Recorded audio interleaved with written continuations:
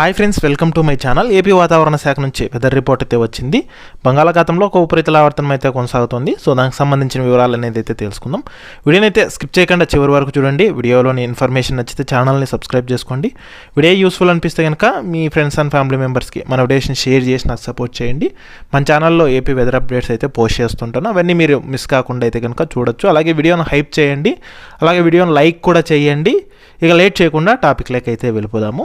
బంగాళాఖాతం పరిసరాల్లో ఒక ఉపరితల ఆవర్తనం అయితే కొనసాగుతుంది. దీని ప్రభావంతో ఏపీలో పలు ప్రాంతాల్లో చలి తీవ్రత పెరిగే అవకాశం ఉందని, అక్కడక్కడ తేలికపాటి వర్షాలు పడే అవకాశం ఉన్నట్లు వాతావరణ శాఖ అయితే తెలిపింది. ఇక వివరాల్లోకి వెళ్తే పుదుచ్చేరి, తమిళనాడు, కేరళ, కరైకల్, మహే, కోస్తా ఆంధ్రప్రదేశ్ మరియు యానాం, రాయలసీమ, దక్షిణ కర్ణాటక పరిసర ప్రాంతాల్లో వచ్చే 2 రోజుల్లో ఈశాన్య ఋతుపవనాలు వర్షాలు నిష్క్రమించడానికి పరిస్థితులు అనుకూలంగా మారుతున్నట్లు వాతావరణ శాఖ తెలిపింది. మరోవైపు ఆంధ్రప్రదేశ్లో ఈశాన్య మరియు తూర్పు దిశగా గాలులు అయితే వీస్తున్నాయి.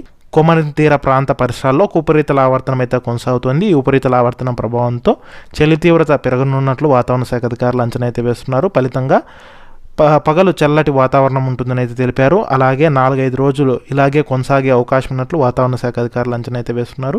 ఇక దీని ప్రభావంతో ముఖ్యంగా యానాం, ఉత్తర కోస్తా ఆంధ్రప్రదేశ్, దక్షిణ కోస్తా, రాయలసీమ జిల్లాల్లో పొగమంచు 1-2 చోట్ల కురిసే అవకాశం ఉందని, అక్కడక్కడ తేలికపాటి వర్షాలు కూడా పడే అవకాశం ఉన్నట్లు వాతావరణ శాఖ అధికారులు అయితే పేర్కొన్నారు.